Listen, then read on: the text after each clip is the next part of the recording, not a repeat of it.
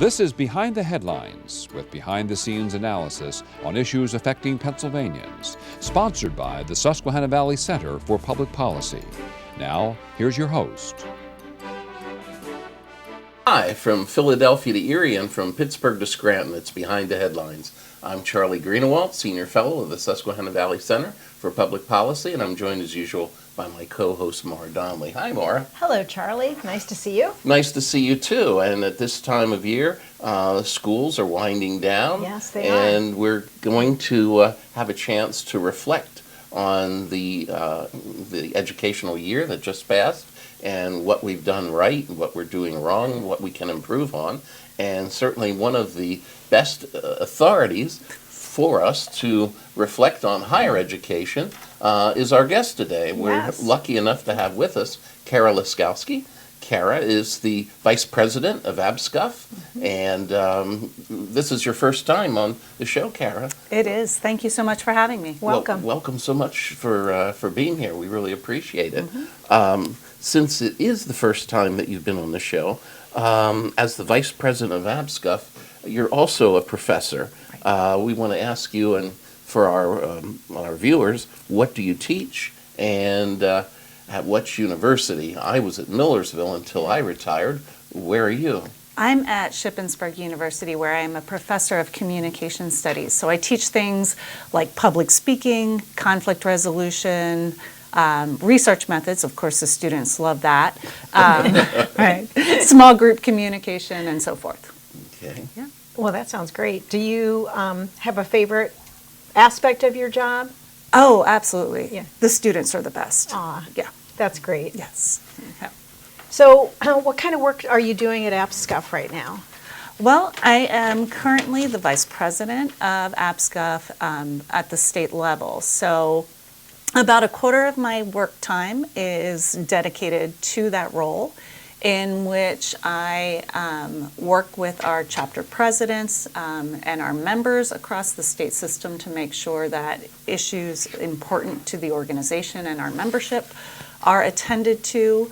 I also work with our phenomenal staff members. That's a really great aspect of the position, to be able to work with the employees of APSCUF. And I am in a position where I am also, through various committee assignments and other work, in direct contact with the administration of the state system. So it's a pretty multifaceted role. And just a quarter of your time. Sounds like quarter. it should be more than that. Why, full disclosure for our viewers, I had done a little bit of volunteer work with APSCUF while I was teaching, and I was fortunate enough to work with you on a few things. And I can tell our viewers that this lady is heavily involved. She gives thousands of hours of volunteer time. I knew it. To try to improve education and to make our future, our children's future better. And you're to be congratulated for. People don't know the years and years and years of work that you've put into our state system, Kara. And someone should point it out. Oh, thank you, Charlie. And we miss you in that venue in our public relations work for APSCUF. But thank you. Yeah. So, and as if you didn't have enough work to do, you've been recently appointed to the new State Board of Higher Education that Governor Shapiro started. Yes. So can you start by telling us what that is? I'm not sure our viewers have heard about it because it is really new. And what role you'll be playing and what has the commission done so far? Sure. So the State Board of Higher Education was an agreement for a body that was reached between the legislature and the Shapiro administration. And really the goal is to try to better coordinate and support the pretty disjointed landscape of higher education in the Commonwealth. So it is not just for the state system, the state-owned universities, but we also are attempting to engage in coordination, direction, and support for state-related institutions, private institutions, and community colleges, but it also encompasses post-secondary education in technical and vocational institutions. So So it's not just your traditional four-year degrees. It's the whole range of things that an individual might pursue after high school. What's the main objective of this new commission? Well, Just to bring everybody together, or I think that does it have a mission? the mission is really to provide direction, coordination, and support. So bringing people together, I think, is a nice way to sum that up. We are oftentimes so busy working in our own areas that we don't necessarily have that opportunity to figure out how do we coordinate and make better use of resources on one end, but also then how are we ensuring that all of the opportunities that students deserve are being offered in a way that's kind of seamless. Is it interesting to hear from the other elements of higher education that you don't hear from every day or are familiar with while you're meeting? Absolutely, yeah. It's the kind of challenges that we face. There are some that are very similar, but then some that are really distinct depending upon the different sectors. Yeah. Well, Kara, the new State Board of Higher Education has had a series of hearings. How have these hearings progressed so far? So we have had, I serve on a subcommittee for the strategic vision of the State Board, and as part of that effort, we have had regional hearings. There are other committees that are ongoing and having different hearings. The ones that we have held across the state have been exceptionally well attended. I think the executive director and the staff of the State Board have done a phenomenal job of putting together the outreach to communities to get various stakeholders and representatives in attendance at those meetings. So we've been hearing from business leaders, from community members, from students and alumni of various institutions, from local politicians, and just residents across the state about what they perceive as the vital issues for higher education. And will there be a report issued, or what's the outcome of these hearings going to be? Yeah, we are coming up on that, and so there will be a full report from that committee that will be coming out regarding what they think the strategic vision ought to be? Yeah, well, exactly. That's going to be interesting to see how that works out. Yes. Yeah. Very good. Well, for years on this program, Kara, we've talked about Pennsylvania Promise. And there are many people who may not have heard of the Pennsylvania Promise Plan yet. So I would like to ask you if you could please repeat, what is it? Why is it needed in Pennsylvania? And why is it important for our future? Sure. So Pennsylvania Promise is a proposed program that would ensure affordable college access for Pennsylvania residents. And as with many other states, the effort is to provide financial support for college. This is something that really got off the ground with the Keystone Research Center and the Pennsylvania Budget and Policy Center. Their report on the Pennsylvania Promise in early 2018. There have been various efforts throughout the years and across different administrations. So for instance, Governor Wolf had the Nellie Bly scholarship proposal. This particular iteration repeats the main goal, which is to provide that affordable access to post-secondary education in Pennsylvania. We know that state support for public education has been cut year after year for a long period of time, and so we see students really struggling to be able to afford that greater portion of the tab and having higher debt when they exit college or university. And so this effort would really help to correct that prior history. Again, other states have similar programs where either community colleges or the four-year state-owned institutions or some combination thereof are covered by state dollars for students. There's oftentimes an income, a family income limit that helps to set whether full tuition or partial tuition is covered for students. And certainly here in Pennsylvania, we would be looking at tuition for the state-owned and state-related institutions as well, as a community college in the state. So you mentioned that this was a proposal, and I know that's been around for a while, and certain governors have adopted portions of it. Right.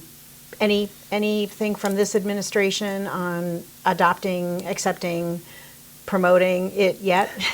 Well, we know that it's in memo form in the legislature, so we're waiting to see where it goes right Oh, now. well, that's good news. Yeah, that's a Just memos. great but, update. you That's know, okay. That's all right. There was that is better press- than nothing. press conference about a month ago, so yeah. Oh, great. Yeah. Why, Kara, APSCUF serves as the faculty union for the state system schools, and for the coaches. But what else does APSCUF do, for example, for students? Well, one of our slogans as a union is that our working conditions are our students' learning conditions. And so, it's really phenomenal to be an APSCUF member and to be able to use our contract to argue for things like what I would call appropriate class sizes. There are class sizes that can be big, but and we don't necessarily always need to have super small classes, as you know from being a professor.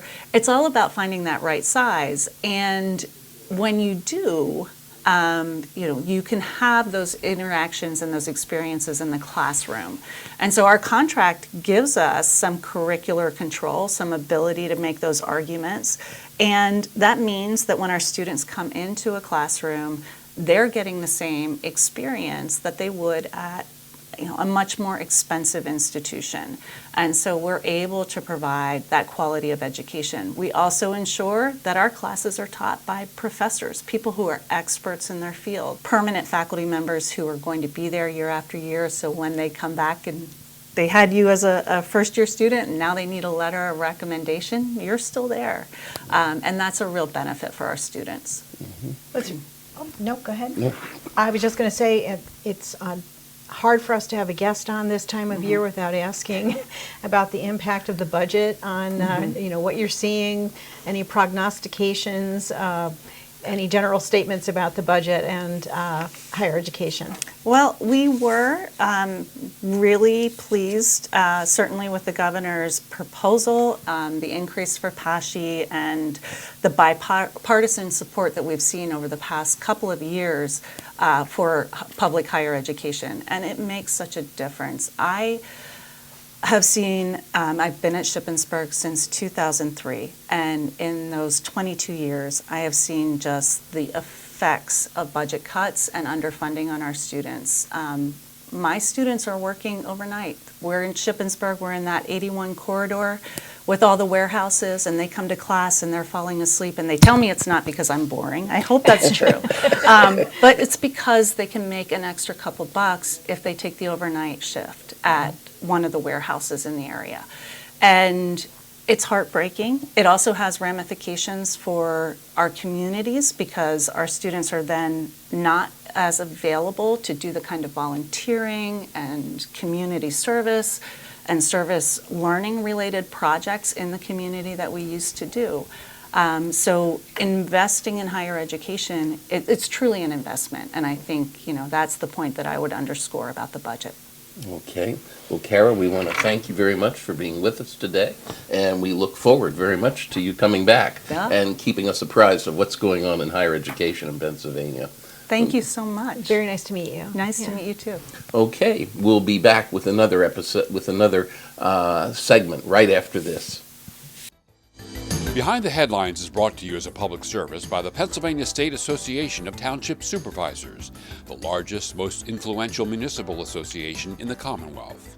Since 1921, PSATS has been preserving and strengthening township government and securing greater visibility and involvement for townships in the state and federal political arenas. Covering 95% of Pennsylvania's land mass, townships represent 5.5 million residents, more than any other type of political subdivision in Pennsylvania. Additional underwriting provided by the Edward H. and Jeannie Arnold Foundation, and by the Pennsylvania Manufacturers Association. Business in Pennsylvania is our business. Behind the Headlines is also supported as a public service by the Pennsylvania Highway Information Association, the go-to source to learn about transportation projects and issues. Visit pahighwayinfo.org.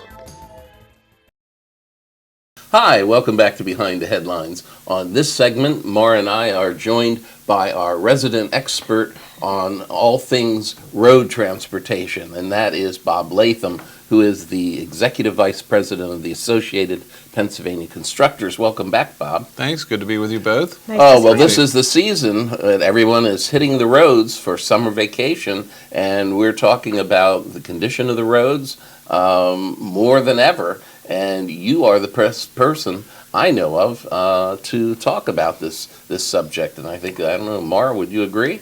Oh, absolutely. Yeah, there's nobody else in Pennsylvania who can talk about this like we can. It's absolutely the case. Well, we've got a lot going on Yeah. in transportation and highways, so let's get into it. It's also budget season, so we've Exactly. got a lot to cover today. I'll let you start out. Well, so let's set the stage. Tell us a little bit about why transportation funding is always such a big issue. Well, we have more roads and bridges in Pennsylvania than any other state in the country. So it's always going to be an issue for us. Our geography also sets the stage for that. We have a lot of lakes, rivers, mountains, and we have this freeze-thaw cycle, unlike many of our northern states or our southern states. So that makes it very difficult on concrete, steel, etc. So the roads have about a 20-year lifespan. Bridges have about a 50-year lifespan. We built the interstates system across the country in the late 1950s and 1960s, so you can understand how old the interstate system is. We have 2,000 miles of interstate highway in Pennsylvania that's very expensive to maintain. The issue today really revolves around our rural roads and bridges that I want to talk about when we get into it. Well, so one of the sort of geography / Mother Nature issues has got to be rain. The rain we've had, the wettest May on record. Roads are washing out, bridges are having issues. That's not good. Fortunately, I'm only aware of a couple of PennDOT bridges that have been washed out in Somerset County, but you're right. Now that sets up a whole new situation where you got to repurpose money that was maybe programmed for some other project to go in and rebuild these emergency situations right away.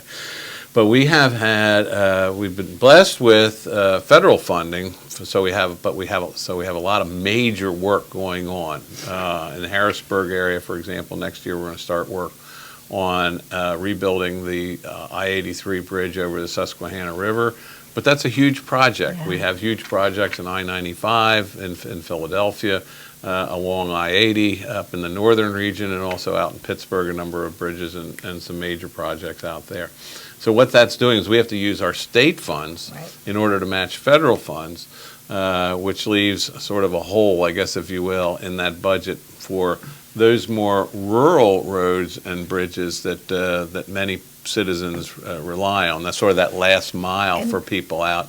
But the federal funds don't cover those that you're talking about. So that's part of the issue. That is exactly part of the issue. Those local more rural roads, and not only just rural, but what they call roads that are not on the national highway system, and it doesn't necessarily have to be out in the country somewhere, but those projects have to use state funding. So we're light on that.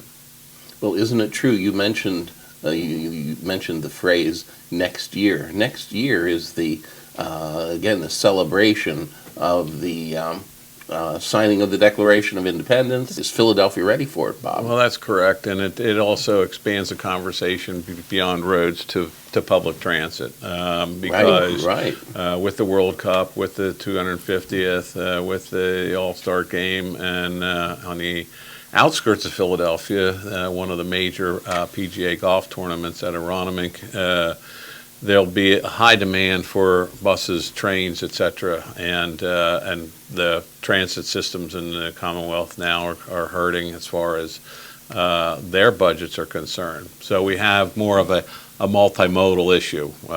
We have the rural roads that need to be addressed, and then we have the urban public transit, and of course, streets and roads and bridges that the buses go over. They don't levitate on air. They have to drive on roads. Do we have well. enough time to be ready? Well, we have time. I mean, We need the funding. the transit situation is more operating expenses and money to operate the existing system. So it's not like they have to build stuff for them, and it's not like we have particular roads that are closed in Center City. So the Philadelphia celebration issue is, can the legislature come up with the requisite money that they're seeking in order to have their operating budgets fulfilled?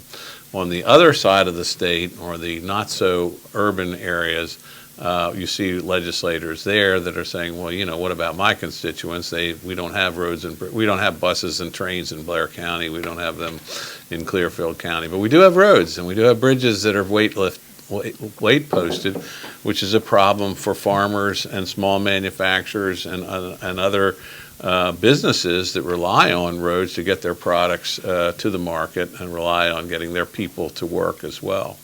So it's a double-edged sword. You've got highways and local roads and bridges in the rural districts, and then of course you have the transit situation in the urban area. And it's not just Philadelphia. Pittsburgh, of course, is going to have the NFL draft in 2026, I believe. So they've got their own situation out there as well. And all this is swirling around the context of the overall state general fund budget and how we can work in and around that. Well, we've had you on enough, and we've known you long enough to know that you have a solution. Well, we have a short-term solution, unfortunately. The long-term solution is really, how do we replace or how do we augment the gas tax, which is our primary source of funding for road and bridge maintenance and construction in Pennsylvania and throughout the country. But even if electric vehicles don't take off the way they might have we are seeing fuel efficiency, and we are seeing a loss of buying power from the gas tax itself. And in Pennsylvania, we have the second highest in the country. So it's difficult with all those areas that border Ohio, West Virginia, Maryland, New York, etc., New Jersey. Those states rely on other sources of funds, but people just see what they pay at the pump. So in the long term, we're going to have to replace that in some fashion. We don't have that solution now, but what we do have is a short-term solution to get at what we just talked about, Maura, and that is we can do some short-term bond financing that will boost our ability to invest or to work on rural roads and bridges that are ineligible for the federal funds that we just talked about. Where does this stand? Does this need legislative action? Is this just something? Well, it's part of the budget. It is in the budget. As we talk here today, we're in June. By the Constitution, they're supposed to be done by June 30th, but nobody let a little thing like the Constitution get in the way of stringing things out. So hopefully by right after the 4th of July, we'll have a state budget, and this has to, again, they have to figure out how are we going to fund transit operating, and how are we going to then cobble that together with an infrastructure or road and bridge program, sort of what we talked about. We can use some of that state police money, but again, that's a budget issue. We can provide better funding for public transit, but that's a budget issue. And then you have all this other stuff swirling around, particularly what is the federal government going to do? What is going to happen with the tax bill at the national level? If they cut Medicaid and force that back to the states, that's right back on our general fund, and that's causing some pressure and some angst among our leaders, and rightfully so. They're trying to keep their fiscal house in order and trying to balance all these needs at the same time. Well, Bob, one of the things that's going on, unbeknownst to most Pennsylvania residents, is that the transportation funding can be spotty at times. It's not consistent all the time. So therefore, a lot of employees and workers for a lot of the large construction firms have had to go to other states for a short period of time to find employment. That's a great- And we need to get them back if we're going to do all this work, don't we? That's a great point. One How of do the we do things, it? one of the things that our industry has said for years is we don't need a rocket ship, you know, in terms of the boost in funding. That's probably not even particularly responsible. But we need to have a program that goes like this and not like this, because when we have the fall offs and the dips, that's when we lose employees that never come back. So and if we want to attract young people out of we have world-class engineering schools here in the Commonwealth, but we graduate them and they go elsewhere if we don't have a job market for them to be in. So this type of a program that we're talking about here today, the short-term bonding program, will keep that capital Consistency, program at yeah. that level amount Yeah. until we can, look even further out into the long-term future of funding for transportation. I think, as long as we have cars and buses and trucks, we're going to need roads. And your members would be really happy with that sort of predictability Yes, in absolutely. funding for the projects. That's yeah. correct. Yeah, that's exactly what we're talking about in terms of employment. But then, of course, there's a safety aspect of that of this as well. Because if you have rural roads that are in bad shape, it's a safety hazard. You have a lot of school buses that ride over those roads in major school districts. You want to make sure that those roads are in good condition, bridges are in good condition. So again, commercial vehicles, buses that we talked about there have safe roads to travel on. So safety, economy, quality of life is very important for us to continue to invest in infrastructure. With something else that's also required, Bob, for our transportation plans and programs to go forward is that we rely on matching federal grants. And how is state funding lining up in the current budget to meet those obligations? Are we going to have matching funds? Let me go back. Pennsylvania always is at the forefront of making sure that we capture every federal dollar that's available to us. That's a good thing. I've been around for a number of years. I've never seen us lose a federal dollar. In fact, sometimes if other states can't get that together, it throws money back into a pool. PennDOT, and again, it's this administration after administration, Republican, Democrat. The people at PennDOT are very efficient in making sure they're ready to capture any federal dollar that's available to us coming here. In fact, have to credit the Shapiro administration and all the work that they did, and the Wolf administration before them, all the work that they did to capture this grant for this bridge over the Susquehanna River. Well, okay, as you mom and dads get ready to hit the road with your kids in the station wagon for your summer vacations, you've got the forecast here from the roads from Bob, and he'll be back in the not too distant future to follow this up and see how we're doing transportation wise in Pennsylvania. We'll be with you again next time. We'll see you then.